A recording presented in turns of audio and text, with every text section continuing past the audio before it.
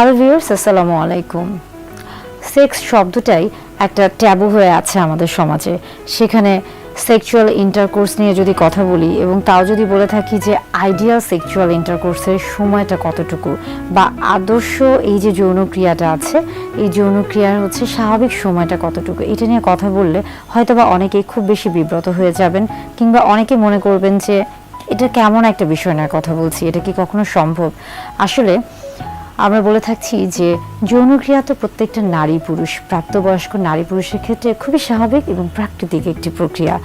এবং এই প্রক্রিয়ার ক্ষেত্রেও কিন্তু অনেক সময় দেখা যাচ্ছে যে অনেকেই বিভিন্ন দ্বিধা দ্বন্দ্বে থাকেন।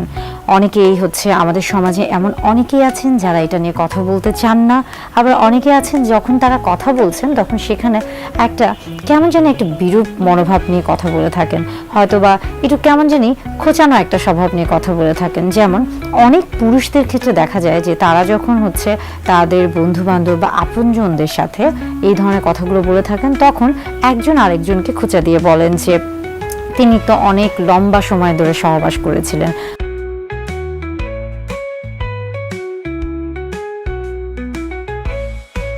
বা তার স্ত্রীকে তিনি অনেক কষ্ট দিয়ে সহবাস করতে পেরেছেন, কিংবা তার স্ত্রী তার কাছে হেরে গিয়েছে, তিনি জিতে গিয়েছেন। এই যে একটা মানে ট্যাবু বা এই যে একটা কথা, এই ধরনের বাক্যগুলা অনেকে মনে করে থাকেন কি যে এই বিষয়গুলো বোধহয় তাকে অনেক বেশি আমরা বলে থাকি কি যে রিয়েল হিরো, অনেকটা আসল পুরুষ বা আসল নায়কের একটা মনোভাব নিয়ে তিনি এই কথাগুলো বলে থাকেন। কিন্তু আসলে তিনি কি বুঝছেন যে তিনি যে বিষয়গুলো নিয়ে কথা বলছেন এটা তাকে, তার যে বিবেক বা তার যে মনুষ্যত্ববোধ, এটা কতটা নিচু মন মানসিকতার, কিংবা তিনি কোন বিষয়গুলো নিয়ে কথা বলছেন এটা কি তিনি আসলে বুঝতে পারছেন? কারণ এটা তো তার আসলে ব্যক্তিগত বিষয়। তাহলে কেন তিনি তার ব্যক্তিগত বিষয় নিয়ে আরেকজনের সাথে সমালোচনা করছেন বা আলোচনা করছেন, এবং কেনই বা তিনি আরেকজনের কাছে তার স্ত্রীকে ছোট করছেন?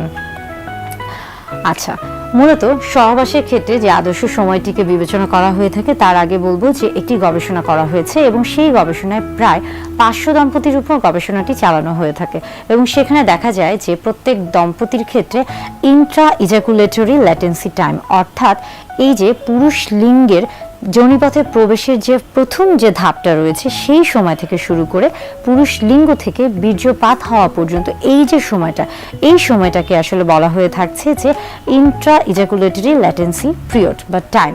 এই সময়টা আসলে মূলত এক এক দেশে এক এক রকম, এবং এটা নির্ভর করছে বেশ কিছু বিষয়ের উপর।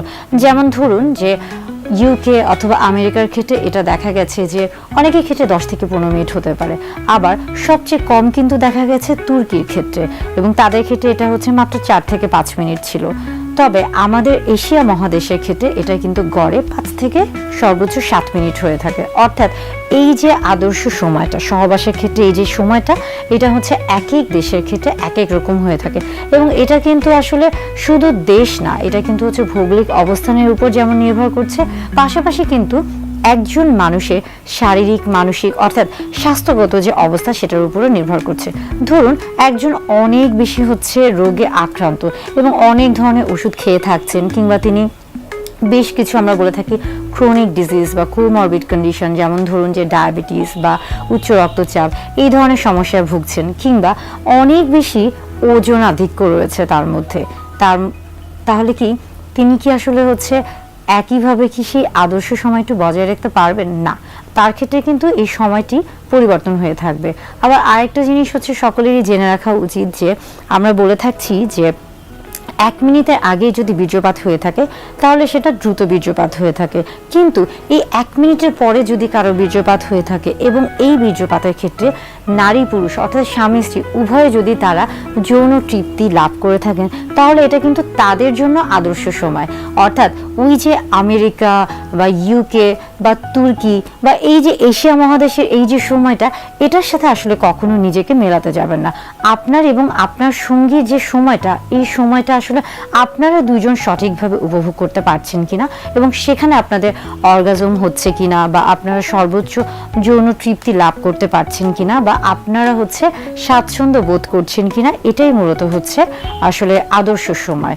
এবং আরেকটা খুব গুরুত্বপূর্ণ বিষয় হচ্ছে যে সহবাসের ক্ষেত্রে কখনোই তাড়াহুড়া করতে যাবেন না, কখনো মাথায় এই জিনিসটা নেবেন না যে আমাকে 20 মিনিট 30 মিনিট হচ্ছে করতে হবে পারতে হবে, এটা আসলে কখনোই সম্ভব না। মূলত আমাদের এই যে এশিয়া মহাদেশে যে সকল পুরুষ রয়েছেন তাদের ক্ষেত্রে এটা আসলেই হচ্ছে হতে পারে, একদম যে হতে পারে না তা না, তবে এটা অনেকটাই কিন্তু অসম্ভব বলেই বিবেচনা করা হয়ে থাকে।